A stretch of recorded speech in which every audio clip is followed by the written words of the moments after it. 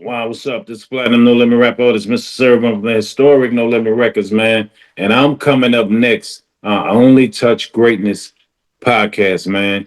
Trust me, if you're not touching this podcast, you're not touching greatness, bro. Yeah, we got We to. obviously got to ask it also about the verses too. Oh yeah, of course. I was about to lead to that too. Like that part whenever I want to say whenever they was talking about, what I'm saying, Juvie was talking about the dick, and then Mia came in and rebutted with the pussy. Like what was that reaction at?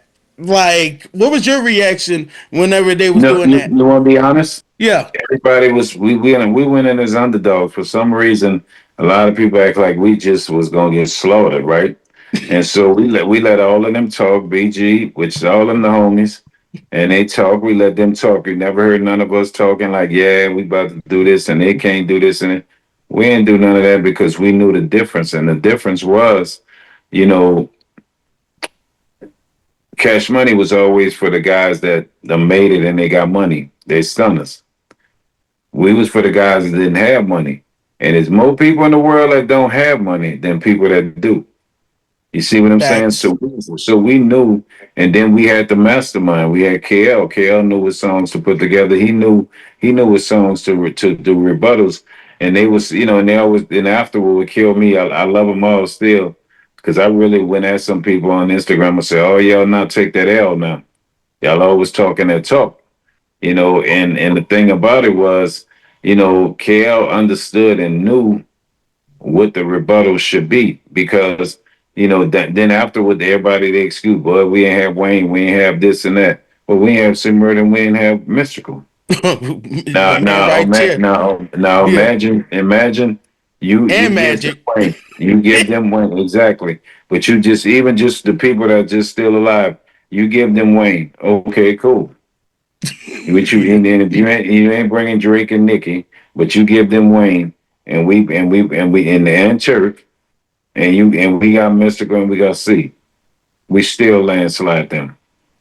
But this And those that, anthems, that type of energy, it's mhm. those type of And then songs. I don't Yeah, think they're dope. But and that's then a why I lot of was people like, never that's why I a lot was of people like never with the got to see us, energy. bro. Yeah, a Yeah, lot a of lot people of they people never, people never, a lot of people never got to see, talking about 200 million people. They never got to see us perform. They didn't know that's normal for us. We 30 on the stage, all fatigues. We the only, when we come, we come. You know what I'm saying? And we all have the same energy. I laugh about it now, like when we was on tour. You do this stuff 25 years later, you're older, right? And I remember we first started the tour right before COVID hit, before we started. And the first show was St. Louis.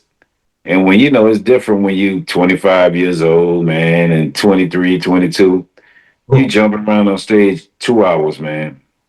Man, I remember that first show in St. Louis. We always keep our energy that we have. Man, I was so hurting and so tired, man. My face was hurting. Bro, it was like, dude, we used to really do this. So you know what I mean? So now when you look at it, they never got to see us. They never really, a lot of people didn't get to see our energy. Unless you went to our shows back then, you never saw our energy. So the world got to see our energy. You know what I'm yeah. saying? And then we came out as we usually do, everybody in fatigues. That's the army. We coming. Y'all wanted us, they wanted us, they was talking. And we was like, we'll take the underdog road. Wait till it's just like being on the football field. Once that ball go up in the air and that whistle blow or whatever, boxing and that bell ring, you know what I'm saying? All that talk go out the window. Yeah. Now you gotta face us and now you have to see us. Now you have to understand the energy.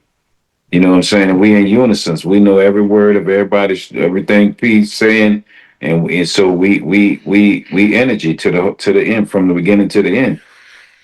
And they didn't and they underestimated that. Yeah, Hey they totally Prince, underestimated it because one thing I seen, I was like, this is the difference between a smash hit and an anthem. Like, yeah, it's a smash hit, but at the end of the day, y'all had anthems, street anthems. People Yeah. and like people and half people of didn't those understand gyms them. they ain't never No made limit. it to No the limit won radio. that. Half No of limit them, won that. well, See, half of you them, know, New Orleans people gonna say, "What have been Cash Money?" Okay, that's in New Orleans. Cash Money yeah. started there. You know what I'm saying? So, but most people from New Orleans have never left out New Orleans, and they go in another city, and then they go in the club, and they like, "Yo, that's our people. That's No Limit." No, they don't. They don't know that. They don't know that. Like you said, we have street anthems. We have stuff that never got the radio. That when you play it in the club, it's going down. It's going high. People are their first reaction is they getting hyped. They ain't even care. Once they hear a No Limit track, they getting hyped. Yeah, they get hype on like some Cash Money stuff, but mostly juvie shit. Mostly juvie, and yeah, BG too. But it was always juvie. But the thing is, y'all had woodworks. It's like hidden gems that people still to this day play to heart. like even the stuff that people either create and revamp, like Way more material. Ghetto Symphony and even Wobble with it. Like a lot of people just like, damn, y'all came with all those type of And we anthems didn't, that they didn't people even get. They only served 10 songs. We had so many. We didn't get to do Hootie Hoo. We had to get to so many songs, Yeah. bro. lay low, yeah, fuck them. I mean, half of Burgers fucking Select, man. We bourbons. had so, I man. We had miss my homies, and I was like, "Oh my yeah. god," which was totally understandable because the way y'all played it was smart. Because y'all knew, well, It, if we can't play this, we gonna at least play fucking mother niggas. Which I was right there. I was like, I know Snoop Dogg got to come out and do his part, and then when he did his part, I'm like, what was your reaction to that? no, when you looking at Onk, man, Onk is you looking at the world's most recognizable rap artist ever. So, and that's Onk to you. You know what I'm saying? And you watching him come up there, man, and it's like you still get that's thing like, damn, that's Snoop. That's Snoop Dogg, dog. That's the chronic. That's you know what I'm saying? That's everything, nigga. That's Snoop, man. You know what I'm saying? That's Right.